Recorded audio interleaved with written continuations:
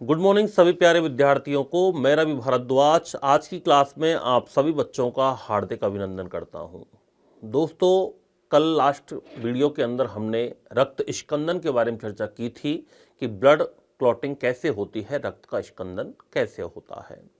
आज हम बात करने वाले हैं कि रक्त का स्कंदन जो हमने कल पढ़ा था, समझ लिया था, उसको हम पॉइंट टू पॉइंट एक बार नोट करते हैं, फिर अगला पार्ट इसके अंदर हम पढ़ने वाले हैं। तो कल वाला ही पार्ट है हमारा दोस्तों, जिसका नाम है रक्त स्कंदन। क्या नाम है? रक्त स्कंदन। रक्त का थक्का निर्माण कह सकते हैं हम, रक्त का थक्का निर्माण कह सकते हैं।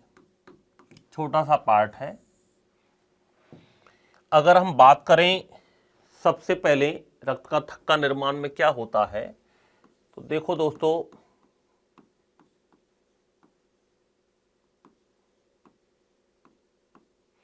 ये कोई एक बाबू है, इसके हाथ पर चोट लगी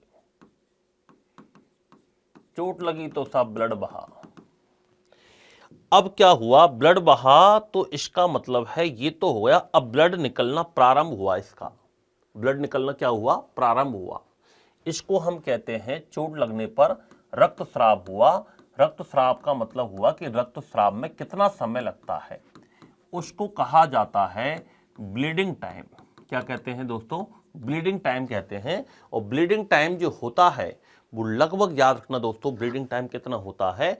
स्टार्टिंग जब चोट लगती है तो लगातार 1 से 3 मिनट तक रक्त लगातार एक स्पीड के साथ बहता रहता है। लेकिन जैसे जैसे समय निकलता है, लगभग 2 से 8 मिनट के अंदर रक्त का बहना धीरे धीरे कम पड़ जाता है। उसको कहते हैं, याद रखना, रक्त का थक्का निर्माण। तो सेकंड बात आती है क्लॉटिंग टाइम। कौन सा टाइम? Clotting time. और क्लॉटिंग टाइम लगभग कितना होता है? 2 से 8 मिनट का होता है। कितना होता है? 2 से 8 मिनट का क्लॉटिंग टाइम होता है। तो कहने का मतलब हुआ कि रक्त का थक्का का मतलब है कि चोट लगने पर जब रक्त बहने लगता है और कुछ समय बाद रक्त का बहना स्वतः ही रुक जाता है, इसको क्या कहते हैं? रक्त का थक्का निर्माण कहते हैं। दोस्तों, कभी कभी रक्त वाहिनियों के अंदर भी थक्का बन जाता है। ये तो हुआ चोट लगने पर। अब चोट लगने पर रक्त का थक्का कैसे बनता है, ये पूरा प्रोसीजर इस टॉपिक के अंदर हम पढ़ने वाले हैं। कभी कभी क्या होता है, रक्त वाहिनियों में कभी कभी रक्त वाहिनियों में थक्के बन जाते हैं। कभी कभी रक्त वाहिनियों में क्या बन जाते हैं? थक्के बन जाते हैं। ये थक्के दोस्तों 2 प्रकार के होते हैं। कितने प्रकार के होते हैं? 2 प्रकार के होते हैं। ये जो थक्के होते हैं ये कितने प्रकार के होते हैं? 2 प्रकार के होते हैं। एक तो होते हैं थ्रोम्बस थक्के और एक होते हैं, याद रखना, एम्बोलस क्लॉट। एक तो होते हैं थ्रोम्बस थक्का, या इनको कहते हैं स्थिर थक्का, स्थिर थक्का। और एक होता है दूसरा जिसको कहा जाता है एम्बुलस क्लॉट, एम्बुलस थक्का, एम्बुलस क्लॉट, या इनको कहते हैं गतिशील थक्के। इनको क्या कहा जाता है? गतिशील थक्के के नाम से जाना जाता है। इनको थ्रोम्बस कहते हैं, इनको एम्बुलस के नाम से जाना जाता है। सबसे पहले अपन बात करते हैं कि स्थिर थक्का क्या होता है, या इसको हम कहते हैं थ्रोम्बस क्लॉट क्या है। तो थ्रोम्बस क्लॉट का मतलब होता है कि कभी कभी कोई रक्त वाहिनी जो होती है, ब्लड वेसल्स जो होती है, उसके अंदर स्थिर थक्का बन जाता है और ये आकार में लगातार बढ़ते रहते हैं। ऐसा नहीं है कि छोटा ही बना रहे, धीरे धीरे इसका साइज क्या हो जाता है दोस्तों? बढ़ जाता है और अंत में जाकर के रक्त वाहिनी को क्या कर देता है? अवरुद्ध कर देता है। जैसा कि मैं कल आपको अच्छे से समझा चुका हूं इस पार्ट के बारे में। तो स्थिर थक्का क्या होता है, याद रखना दोस्तों, स्थिर थक्के होते हैं। ये स्थिर होते हैं, आकार में लगातार वृद्धि चलती रहती है, आकार में लगातार वृद्धि चलती है, जिसके दौरान अंत में रक्त वाहिनी को अवरुद्ध कर देते हैं। अंत में रक्त वाहिनी को क्या कर देते हैं, अवरुद्ध कर देने का कार्य करते हैं। ये तो कहलाते हैं स्थिर थक्के। कैसे होते हैं स्थिर थक्के? यदि ये स्थिर थक्का हृदय को रक्त ले जाने वाली धमनी में बने, यदि ये स्थिर थक्का जो है हृदय को रक्त ले जाने वाली धमनी, जिसको हम कहते हैं कोरोनरी धमनी, क्या कहते हैं, कोरोनरी धमनी में निर्मित होता है, तो ये किसका कारण बनता है? याद रखना, ये हार्ट अटैक का कारण बनता है। किसका कारण बनता है? हार्ट अटैक का कारण बनता है। क्योंकि रक्त वाहिनियों में जब रक्त बहेगा नहीं, बीच में कोई कंकड़ पत्थर जैसी संरचना आ जाती है, तो रक्त के परिवहन में बाधा उत्पन्न होती है, हार्ट को प्रॉपर ब्लड की सप्लाई नहीं हो पाती है, जिसके कारण क्या होता है, याद रखना, हार्ट अटैक आ सकता है, हृदय आघात हो सकता है। तो ये तो किसका कारण बनता है? हृदय आघात का कारण बनता है, हार्ट अटैक का कारण बनता है। और यदि ये स्थिर थक्का कोरोनरी धमनी, कोरोनरी धमनी क्या होती है? हृदय को रक्त ले जाती है, हृदय को रक्त ले जाने वाली जो धमनी है वो किसका काम होता है? कोरोनरी धमनी का। और यदि हम बात करें कि मस्तिष्क को रक्त ले जाने वाली, मस्तिष्क को रक्त ले जाने वाली, जिसको कहा जाता है सिफेलिक धमनी, क्या कहा जाता है? सिफेलिक धमनी। यदि मस्तिष्क को रक्त ले जाने वाली सिफेलिक धमनी में थक्का बन जाए, सिफेलिक आर्टरी के अंदर थक्का बन जाए, तो ये पैरालाइसिस का कारण बनता है, जिसको सिफेलिक थ्रोम्बस कहा जाता है। क्या कहा जाता है? सिफेलिक थ्रोम्बस के नाम से जाना जाता है। और ये किसका कारण बनता है? अंग पक्षाघात का कारण बनता है, ऑर्गन पैरालाइसिस का कारण बनता है। अंग पक्षाघात, या इसको कहते हैं ऑर्गन पैरालाइसिस। क्या कहा जाता है इसको? ऑर्गन पैरालाइसिस के नाम से जाना जाता है, अंग पक्षाघात के नाम से जाना जाता है। किस नाम से जाना जाता है? अंग पक्षाघात। तो ये ऑर्गन पैरालाइसिस हो जाता है, लकवा हो जाता है। मस्तिष्क को रक्त ले जाने वाली धमनी में यदि थक्का बन जाए तो ये पैरालाइसिस का कारण बनता है।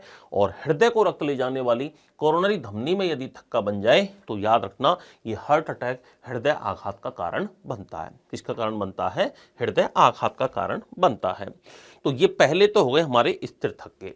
दूसरा जो आता है उसको हम कहते हैं गतिशील थक्के। क्या कहते हैं उनको? गतिशील थक्का। सेकंड नंबर का जो आता है वो है गतिशील थक्का। गतिशील थक्का को एम्बुलस क्लॉट के नाम से भी जाना जाता है, एम्बुलस क्लॉट के नाम से भी जाना जाता है। गतिशील थक्के क्या होते हैं?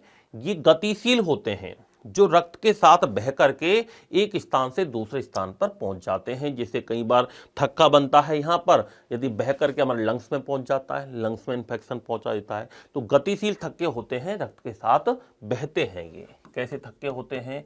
गतिशील थक्के होते हैं, गतिशील थक्के होते हैं जो कि रक्त के साथ बहकर अन्य अंगों में पहुंच जाते हैं,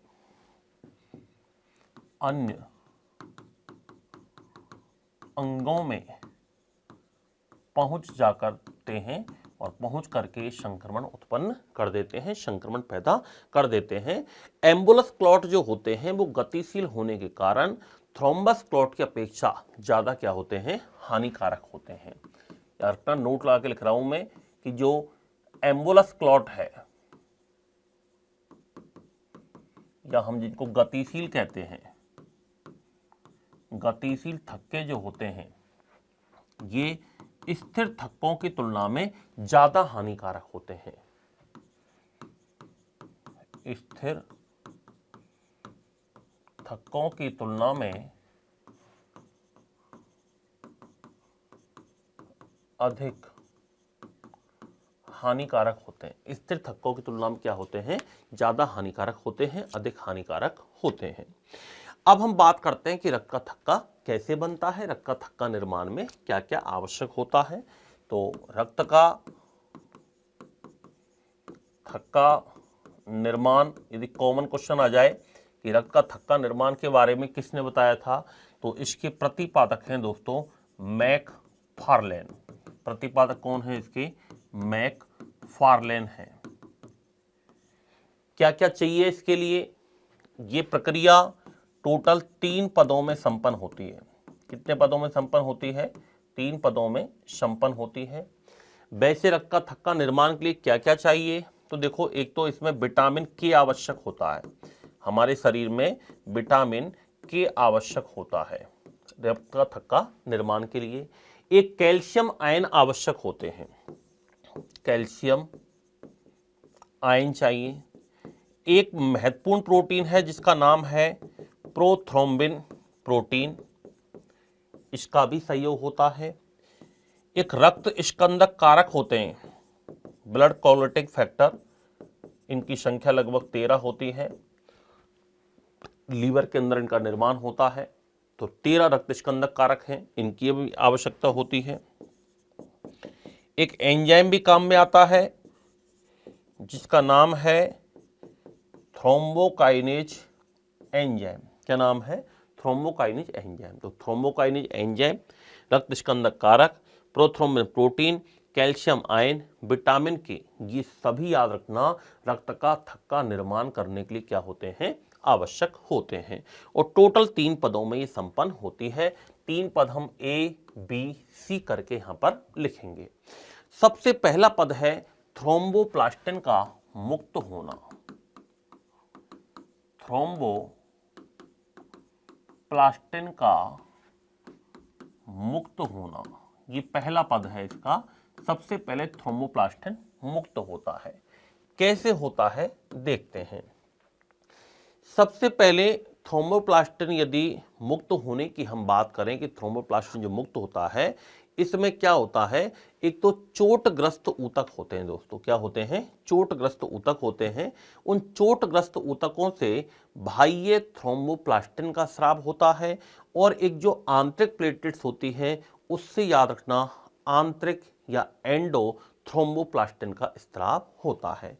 तो यदि हम बात करें कि जो जैसे सबसे पहले चोट लगी, क्या लगी दोस्तों? चोट लगी। चोट लगते ही यदि हम बात करें, चोट लगते ही 2 प्रकार के ऊतक निकलते हैं, 2 प्रकार की प्रोटीन होती है, बाह्य और एक होती है आंतरिक। कौन कौन सी होती है? बाह्य तथा आंतरिक। जैसे हम बात करें चोटग्रस्त ऊतक, इनसे एक तो बाह्य थ्रोम्बोप्लास्टिन का स्राव होता है,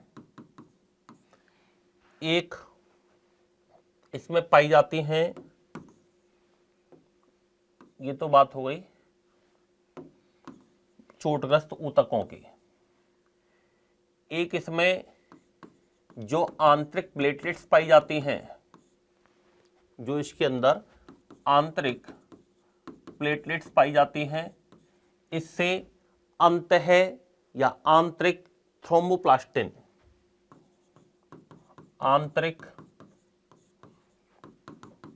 थ्रोम्बोप्लास्टिन का क्या होता है? स्राव होता है। तो बाहर वालों से बाह्य थ्रोम्बोप्लास्टिन और अंदर वालों से याद रखना आंतरिक थ्रोम्बोप्लास्टिन का स्राव होता है। हालांकि थ्रोम्बोप्लास्टिन पहले निष्क्रिय अवस्था में होता है, जिसको प्रोथ्रोम्बोप्लास्टिन कहते हैं। क्या कहते हैं? प्रोथ्रोम्बोप्लास्टिन के नाम से जाना जाता है। पहले ये पूर्व में याद रखना निष्क्रिय अवस्था में होता है, ये पूर्व में निष्क्रिय अवस्था में होता है, और निष्क्रिय अवस्था को कहा जाता है प्रोथ्रोम्बोप्लास्टिन। क्या कहा जाता है? प्रोथ्रोम्बोप्लास्टिन। और ये प्रोथ्रोम्बोप्लास्टिन किस में चेंज हो जाता है? थ्रोम्बोप्लास्टिन के अंदर बदल जाता है। किससे बदल जाता है? थ्रोम्बोप्लास्टिन के अंदर बदल जाता है। यदि हम बात करें इसके बाद क्या होता है, अब ये दोनों प्रकार के जो थ्रोम्बोप्लास्टिन है, दोनों जो थ्रोम्बोप्लास्टिन है,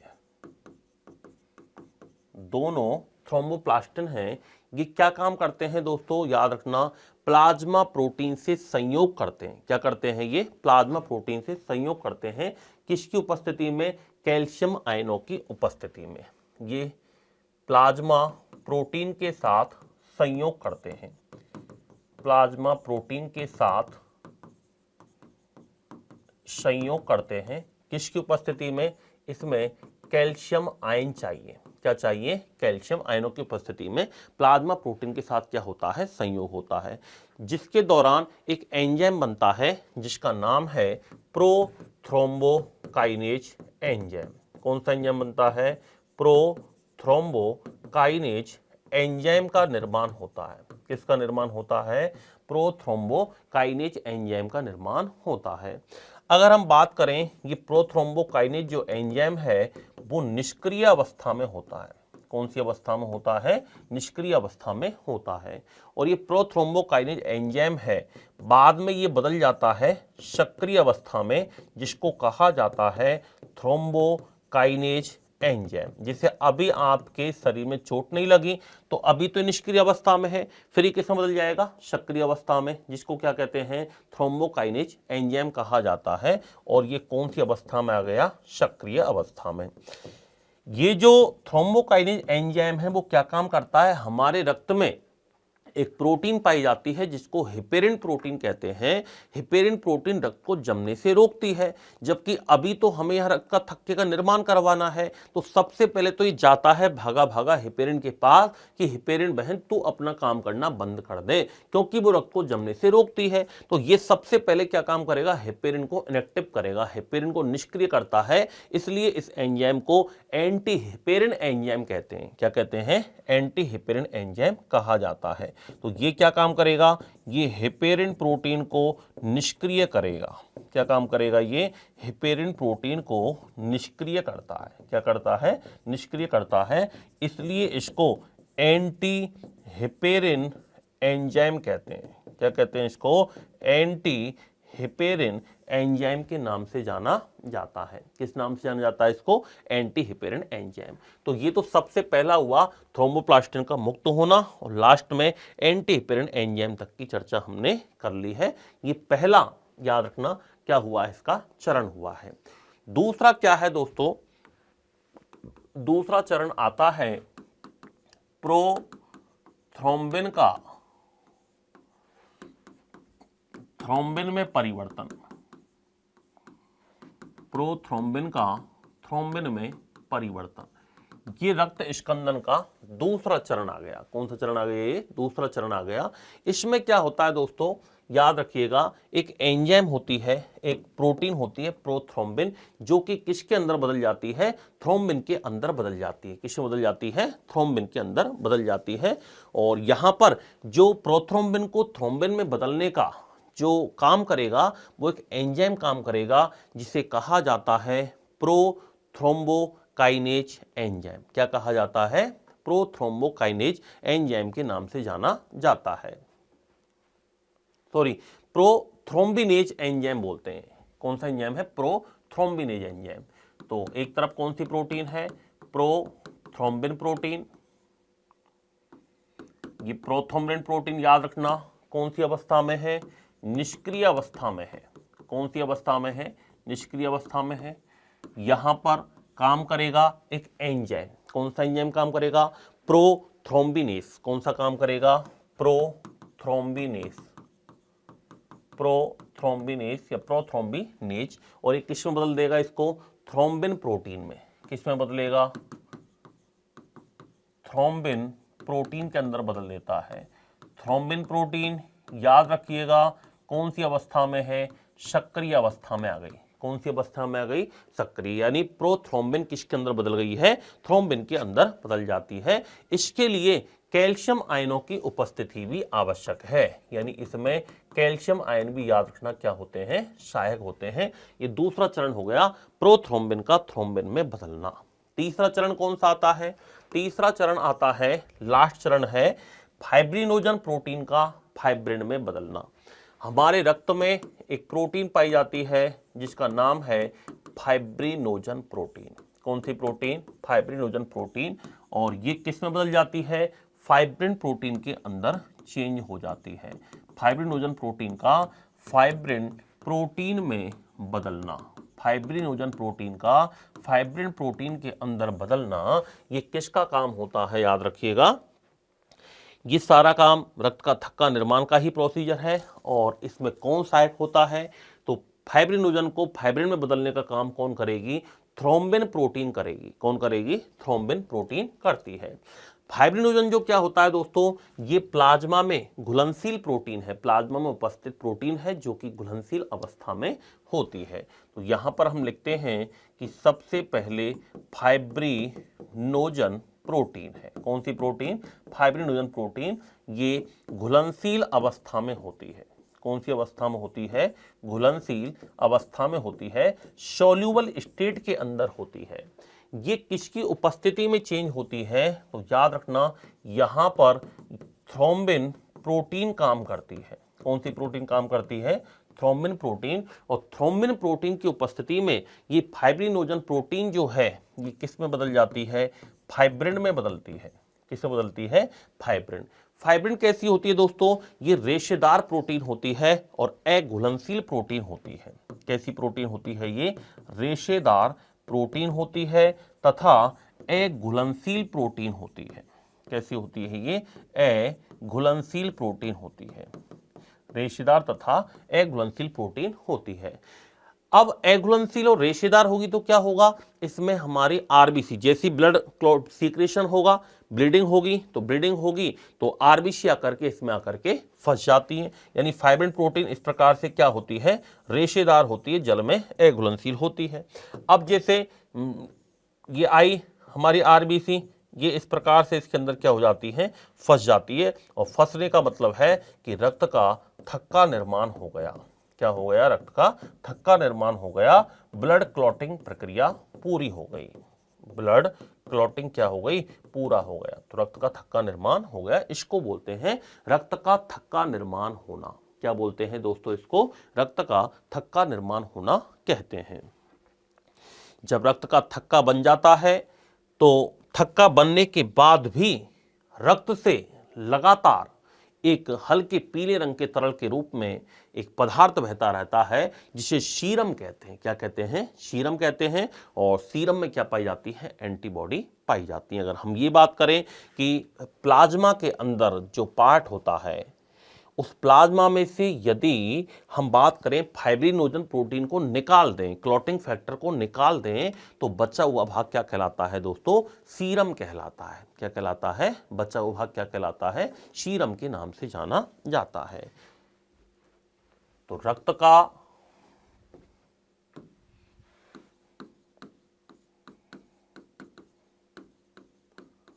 थक्का निर्माण के पश्चात एक हल्के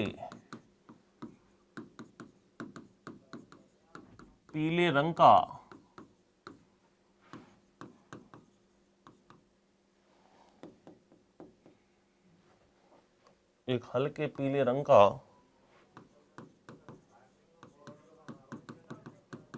पदार्थ का स्राव होता है जिसको सीरम कहते हैं। क्या कहते हैं? सीरम कहते हैं, याद रखना। यानी हम ये कह सकते हैं कि प्लाज्मा में से यदि फाइब्रिनोजन प्रोटीन को निकाल दिया जाए तो बचा हुआ भाग क्या कहलाता है? सीरम कहलाता है। क्या कहलाता है? बचा हुआ भाग सीरम कहलाता है। और यदि ब्लड में से, प्लाज्मा क्या कहलाता है ये तो हम पढ़ चुके हैं कि ब्लड में से यदि रक्त कणिकाओं को निकाल दें, ये माइनस का चिन्ह भैया यहाँ पर, plasma minus fibrinogen protein, blood minus रक्त कणिकाएं, ये ब्लड में से रक्त कणिकाएं निकाल दिया जाए तो बचा हुआ भाग क्या कहलाता है? प्लाज्मा कहलाता है। क्या कहलाता है? याद रखना, प्लाज्मा के नाम से जाना जाता है। तो ये सीरम याद रखना। सीरम में एंटीबॉडी पाए जाते हैं। क्या पाए जाते हैं? सीरम के अंदर एंटीबॉडी उपस्थित होते हैं। अब हम बात करते हैं दोस्तों इसमें कि जो रक्त स्कंदक कारक हैं वो कौन कौन से हैं। तो रक्त स्कंदक कारक के बारे में अपन पढ़ेंगे। 13 रक्त स्कंदक कारक हैं, उनके नाम क्या क्या हैं ये अपन को याद रखना है। रक्त स्कंदक कारक, ब्लड कोगुलेटिंग फैक्टर। रक्त स्कंदक कारक की यदि हम बात करें तो इनकी संख्या कितनी होती है दोस्तों? 13 होती है। इनका निर्माण कहां पर होता है? तो निर्माण इनका यकृत में होता है, लीवर के अंदर इनका निर्माण होता है। तीसरा, इन्हें रोमन संख्या से दर्शाते हैं। किससे दर्शाते हैं? रोमन संख्या के द्वारा दर्शाते हैं। संख्या कितनी होगी याद रखना? 13 होगी। रोमन संख्या से दर्शाया जाता है। निर्माण इनका कहां पर होता है? लीवर के अंदर होता है। इन कारकों के संश्लेषण के लिए विटामिन के आवश्यक होता है। इन कारकों के संश्लेषण के लिए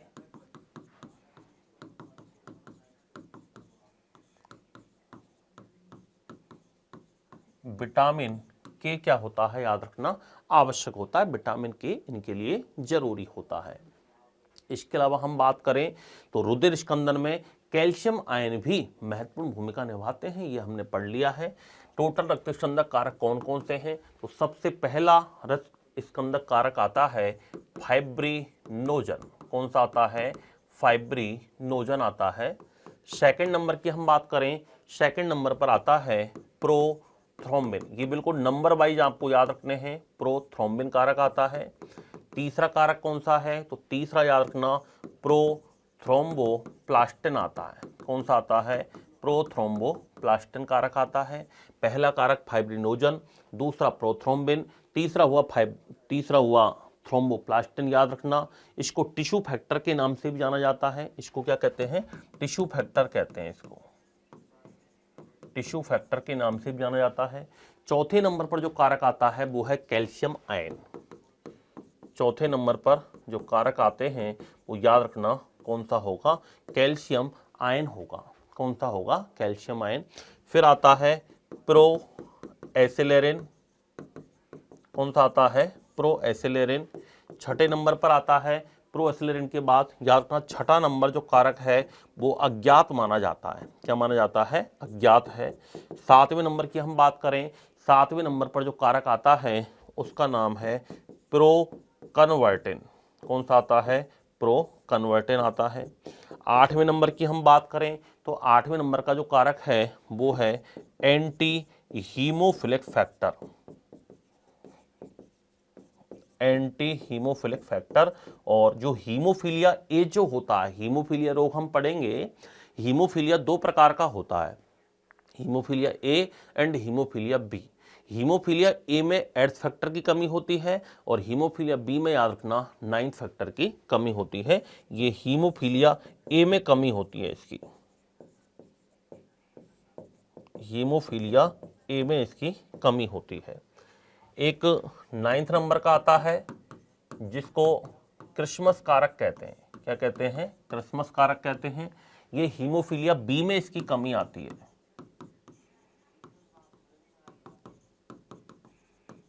हीमोफीलिया बी में इसकी कमी होती है। एक 10th नंबर का कारक आता है। 10th नंबर पर जो कारक आता है दोस्तों उसको कहा जाता है स्टुवार्ट कारक। क्या कहते हैं उसको? स्टुवार्ट फैक्टर के नाम से जानते हैं। फिर 11वें नंबर पर एक कारक आता है जिसको प्लाज्मा थ्रोम्बोप्लास्टिन कारक कहा जाता है। क्या कहा जाता है? प्लाज्मा थ्रोम्बोप्लास्टिन कारक के नाम से जाना जाता है। 12वें नंबर पर जो कारक आता है दोस्तों उसको हैगमैन फैक्टर कहते हैं। क्या कहा जाता है? हैगमैन फैक्टर कहते हैं। हैगमैन कारक के नाम से जाना जाता है। और 30 नंबर पर जो लास्ट कारक है उसका नाम है फाइब्रिन स्त्रीकारक कारक। फाइब्रिन स्टेबलाइजिंग फैक्टर या फाइब्रिन स्त्रीकरण कारक के नाम से इसको जाना जाता है। ये टोटल मिलाकर के 13 कारक होते हैं जो कि रक्त स्कंदन में सहायक होते हैं। किसमें सहायक होते हैं? रक्त स्कंदन में सहायक होते हैं। ब्लड कोगुलेशन में क्या होते हैं दोस्तों? ये सहायक होते हैं। तो ये हमने बात की है रक्त स्कंदक कारकों की, या एक छोटा सा पार्ट हमारा यहाँ पर कंप्लीट हुआ है जिसका नाम क्या है दोस्तों? रक्त का थक्का निर्माण, या उसको ब्लड क्लॉटिंग के नाम से जाना जाता है। किस नाम से जाना जाता है? ब्लड क्लॉटिंग के नाम से जाना। ये हमारा रक्त स्कंदन कारक हुआ। अब हम इसमें बात करते हैं रक्त समूह। अगला हमारा पार्ट आता है ब्लड ग्रुप। ब्लड ग्रुप पढ़ने से पहले हम एंटीजन और एंटीबॉडी के बारे में चर्चा करते हैं कि एंटीजन एंटीबॉडी क्या होते हैं, प्रतिजन प्रतिरक्षी क्या होते हैं, एंटीजन एंटीबॉडी क्या होते हैं। तो आइए इसके बारे में हम पढ़ते हैं। एंटीजन तथा एंटीबॉडी, हिंदी में कहते हैं इनको प्रतिजन एवं प्रतिरक्षी।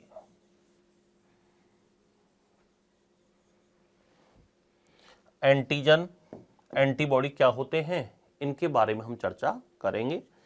सबसे पहला हम पढ़ने वाले हैं इसमें एंटीजन।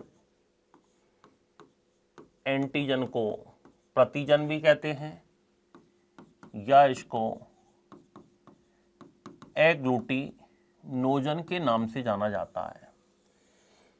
रक्त में ही पाए जाते हैं। रक्त में कहाँ पाए जाते हैं, ये चर्चा इसके अंदर हम करने वाले हैं। एंटीजन एक विशेष प्रकार की ग्लाइकोप्रोटीन है दोस्तों। क्या है ये? ग्लाइकोप्रोटीन है, जो कि कहां पर पाए जाते हैं? ये आरबीसी की सतह पर उपस्थित होते हैं। कहां पर उपस्थित होते हैं? आरबीसी की सतह पर पाए जाते हैं।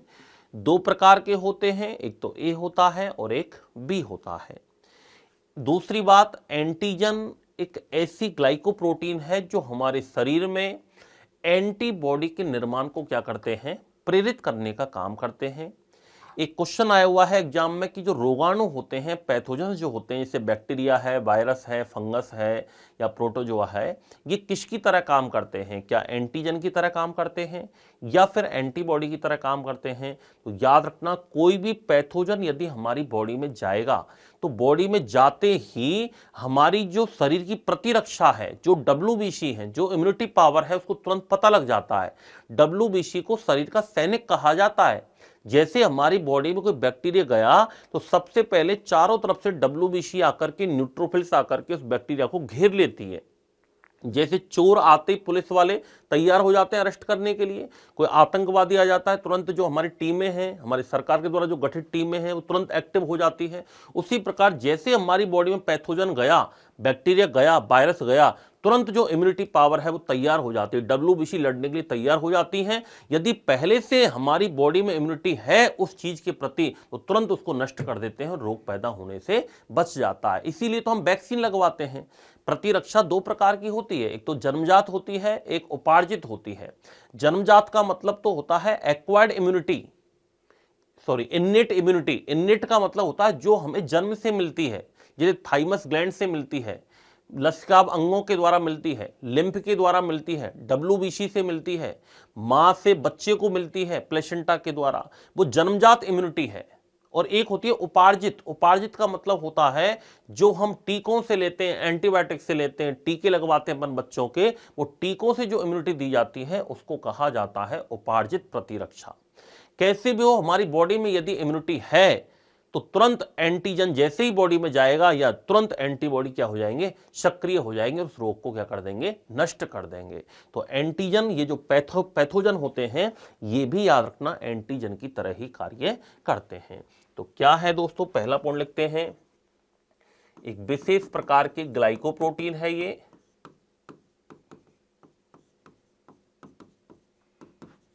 विशेष प्रकार की ग्लाइकोप्रोटीन है।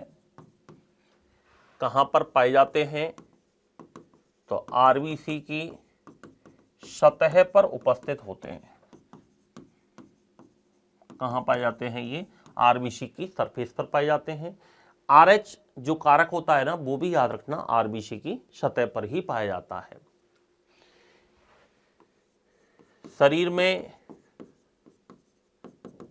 एंटीबॉडी निर्माण को प्रेरित करते हैं। शरीर में एंटीबॉडी निर्माण को प्रेरित करने का काम करते हैं। कितने प्रकार के होते हैं? दो प्रकार के होते हैं, एक तो ए, एक होता है बी। कितने प्रकार के हुए? दो प्रकार के, ए तथा बी। जो रोगाणु होते हैं, पैथोजेंस जो होते हैं, ये भी याद रखना किसकी तरह काम करते हैं, एंटीजन का कार्य करते हैं। पैथोजन में बैक्टीरिया वायरस वगैरह जो होते हैं ये भी किसका काम करेंगे, एंटीजन का कार्य करते हैं। तो ये तो हुआ हमारा एंटीजन। क्या हुआ दोस्तों, एंटीजन। और एक होता है एंटीबॉडी, यहीं पर हम बात कर लेते हैं। एंटीबॉडी, एंटीबॉडी को प्रतिरक्षी कहा जाता है, एग्लूटिनिन कहते हैं, या इनको इम्यूनोग्लोबुलिन के नाम से जाना जाता है। किस नाम से जाना जाता है, इम्यूनोग्लोबुलिन के नाम से जाना जाता है। क्या है, ये भी विशेष प्रकार की ग्लाइकोप्रोटीन है जो कि कहां पर पाई जाती है, प्लाज्मा के अंदर उपस्थित होती है। कहां पर पाई जाती है, याद रखना, प्लाज्मा के अंदर उपस्थित होती है। तो ये भी ग्लाइकोप्रोटीन से बने होते हैं, ग्लाइकोप्रोटीन से निर्मित होते हैं। किससे निर्मित होते हैं, ग्लाइकोप्रोटीन से निर्मित होते हैं। और कहां पर पाए जाते हैं, तो याद रखना, प्लाज्मा में उपस्थित होते हैं। किसमें उपस्थित होते हैं, प्लाज्मा में पाए जाते हैं, प्लाज्मा में उपस्थित होते हैं। कितने प्रकार के होते हैं, तो 2 प्रकार के होते हैं, एक तो ए और एक होता है बी। इनको अपन कैपिटल से दर्शाते हैं, इनको स्मॉल से दर्शाते हैं। और एंटीबॉडी का कार्य क्या है, तो एंटीबॉडी जो होते हैं वो शरीर को प्रतिरक्षा प्रदान करते हैं। शरीर को प्रतिरक्षा प्रदान करना, इम्यूनिटी पावर देना, रोगों से लड़ने की क्षमता प्रदान करने का काम कौन करते हैं, एंटीबॉडी करते हैं। एंटीजन एंटीबॉडी का अध्ययन सीरोलॉजी में किया जाता है। किसमें किया जाता है, सीरोलॉजी। नोट लगा, पॉइंट लिख रहा हूं मैं, एंटीजन तथा एंटीबॉडी का अध्ययन विज्ञान की शाखा में किया जाता है, उसको क्या कहा जाता है, सीरोलॉजी कहते हैं। क्या कहते हैं, सीरोलॉजी के नाम से जाना जाता है। अब एक टर्म आती है दोस्तों, एक छोटी सी, जिसका नाम है समूहीकरण। प्रश्न आ चुका है एग्जाम में, अधीनस्थ बोर्ड के द्वारा पूछा जा चुका है। प्रश्न परिभाषा के रूप में आया था, परिभाषा दी थी, पूछा था कि परिभाषा देकर के ये क्रिया क्या कहलाती है। रक्त में कभी भी समान एंटीजन समान एंटीबॉडी नहीं मिलने चाहिए। रक्त लेने से पहले, रक्त देने से पहले रक्त समूह की जांच की जाती है ताकि रक्त में समान एंटीजन समान एंटीबॉडी कभी भी नहीं मिले, क्योंकि रक्त में समान एंटीजन समान एंटीबॉडी मिलने पर रक्त में क्लंपिंग हो जाती है, गुच्छेनुमा संरचनाओं का निर्माण हो जाता है, जिससे व्यक्ति में इंफेक्शन फैल करके व्यक्ति की मृत्यु तक भी हो सकती है। इस क्रिया को कहते हैं समूहीकरण या आश्लेषण क्रिया, या इसे एग्लूटिनेशन के नाम से जाना जाता है। किस नाम से जाना जाता है, एग्लूटिनेशन के नाम से जाना जाता है। तो कभी भी रक्त में समान एंटीजन समान एंटीबॉडी नहीं मिलना चाहिए। इसीलिए रक्त लेने से पहले, रक्त देने से पहले रक्त समूह की जांच करना बहुत ही जरूरी है, ताकि सेम एंटीजन एंटीबॉडी नहीं मिले। कई बार आप अखबारों में पढ़ते हैं कि व्यक्ति को गलत ब्लड ग्रुप का ब्लड चढ़ाने से व्यक्ति की मौत हो गई, बच्चे की डेथ हो गई। तो ऐसा होता है, मल्टी ऑर्गन फेलियर हो जाता है, बॉडी के अंदर ऑर्गन्स तक फेल हो जाते हैं, याद रखना। इसलिए ब्लड को सोच समझकर बिल्कुल चेक करके जांच करके ही चढ़ाया जाता है। तो एक क्रिया आती है दोस्तों समूहीकरण। क्या आती है, समूहीकरण, या इसको क्या कहते हैं, आश्लेषण कहते हैं। क्या कहते हैं, आश्लेषण, या इसको कहा जाता है एग्लूटिनेशन। क्या कहते हैं, एग्लूटिनेशन कहते हैं। समूहीकरण, आश्लेषण या एग्लूटिनेशन कहते हैं। क्या होता है, रक्त में समान एंटीजन एंटीबॉडी मिलने पर, मैं नोट कर देता हूं, रक्त में समान एंटीजन तथा समान एंटीबॉडी मिलने पर, रक्त में जब समान एंटीजन तथा समान एंटीबॉडी मिल जाएं तो रक्त में क्या होता है दोस्तों, गुच्छेनुमा संरचनाओं का निर्माण हो जाता है। रक्त में गुच्छेनुमा संरचनाओं का निर्माण हो जाता है, क्लंपिंग हो जाती है, ब्लड में क्लंपिंग हो जाती है, रक्त में गुच्छेनुमा संरचनाओं का क्या हो जाता है, निर्माण हो जाता है, जिसको क्लंपिंग कहते हैं। क्या कहते हैं? क्लंपिंग कहते हैं, जिसके कारण गुच्छेनुमा संरचनाओं का निर्माण हो जाता है। इसी को हम कहते हैं आसलेशन, या इसको एग्लूटिनेशन के नाम से जाना जाता है, या इसी क्रिया को हम कहते हैं समूहीकरण, जिसके दौरान व्यक्ति के शरीर में इन्फेक्शन हो जाता है, शरीर में संक्रमण फैल जाता है, और संक्रमण के दौरान मृत्यु तक भी हो सकती है, मृत्यु भी हो सकती है। नॉर्मली जहां तक है मृत्यु इसमें होती ही है, अगर बहुत ज्यादा ब्लड का संक्रमण फैल जाए तो मृत्यु तक भी हो सकती है। इस क्रिया को कहते हैं समूहीकरण, या इसको आसलेशन के नाम से जाना जाता है। अब हम बात करते हैं एंटीबॉडी के प्रकारों के बारे में, जो कि कुछ प्रश्न महत्वपूर्ण पूछे जाते हैं। अभी लेटेस्ट प्रश्न आया हुआ है, याद रखना, सभी ग्रेड भर्ती परीक्षा में पूछा सकता है। अभी सीटी में भी क्वेश्चन आया हुआ है यहाँ से कि माँ के दूध के अंदर कौन सा एंटीबॉडी पाया जाता है। इंपॉर्टेंट क्वेश्चन है, याद रखना, माँ के दूध में IgA एंटीबॉडी पाया जाता है। तो ऐसे प्रश्न आते हैं कि लार में कौन सा एंटीबॉडी होता है, आंतरी रस में कौन सा होता है, सीरम में कौन सा होता है, शिशु को माइक्रोबियल इन्फेक्शन से कौन सा एंटीबॉडी बचाता है।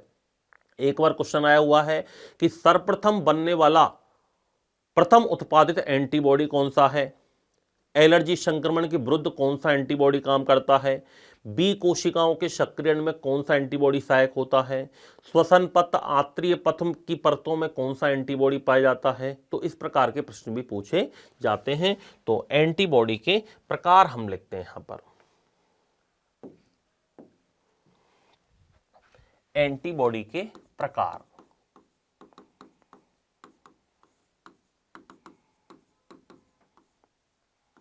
टाइप्स ऑफ एंटीबॉडी, मेन जो पॉइंट हैं उनको हम नोट कर लेते हैं।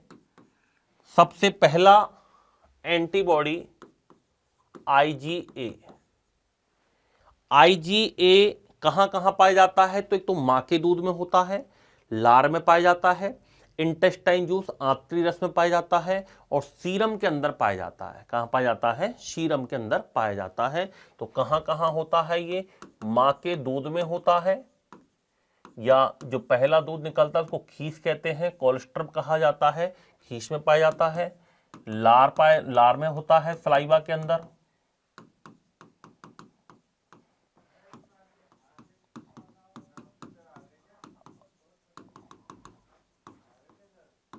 इंटेस्टाइन जूस आंतरी रस के अंदर होता है, और सीरम में पाया जाता है।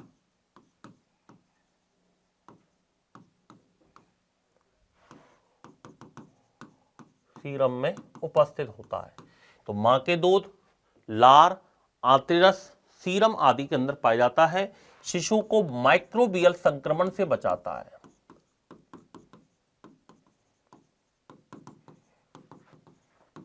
शिशु को माइक्रोबियल संक्रमण से बचाने का काम कौन करता है? तो IgA एंटीबॉडी करता है। दूसरा एक आता IgD। IgD जो है ये बी सेल्स जो होती है हमारी बॉडी में, तो बी सेल एक टी सेल होती है, तो बी सेल्स के सक्रियण में सहायक होता है। बी कोशिकाओं के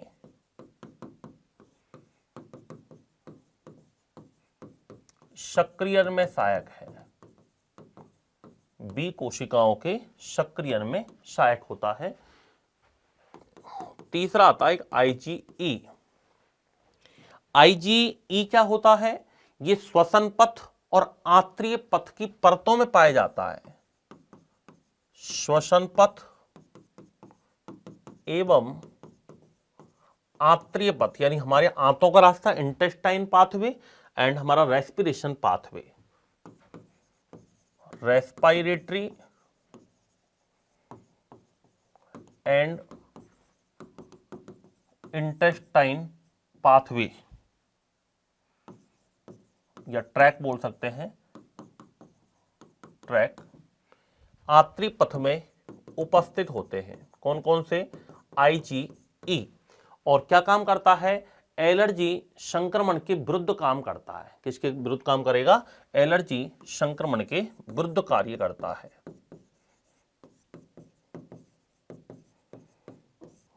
एलर्जी संक्रमण के विरुद्ध कार्य या एलर्जी से बचाने का काम कौन करता है? याद रखना, IgE करता है। अगला जो आता है उसका नाम है IgG। IgG जो है, याद रखना, ये सर्वाधिक मात्रा में उपस्थित है, सर्वाधिक मात्रा में उपस्थित एंटीबॉडी है। सर्वाधिक मात्रा में उपस्थित एंटीबॉडी की हम बात करें तो कौन सा है? IgG है। और भ्रूण को शिशु के जन्म तक, भ्रूण को शिशु के जन्म तक संक्रमण से बचाने का काम करता है, सूक्ष्म जीवों के संक्रमण से सुरक्षा का कार्य करता है। तो भ्रूण से शिशु के जन्म तक, भ्रूण से शिशु के जन्म तक जीवाणु, वायरस आदि के संक्रमण से बचाने का काम कौन करता है? IgG करता है। और एक लास्ट आता है IgM, जो कि सबसे पहले बनता है और रक्त और लसिका के अंदर पाया जाता है। तो एक आता है IgM। IgM जो होता है वो सर्वप्रथम बनने वाला, भ्रूणीय परिवर्तन के दौरान सर्वप्रथम